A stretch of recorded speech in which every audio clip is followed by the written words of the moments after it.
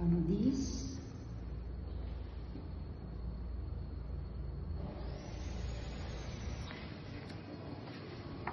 to this.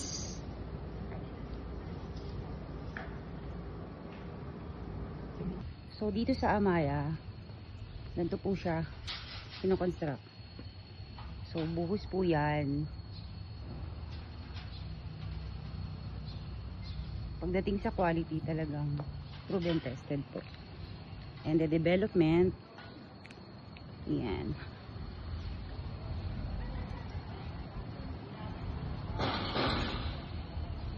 Kahit townhouses siya, soundproof po siya.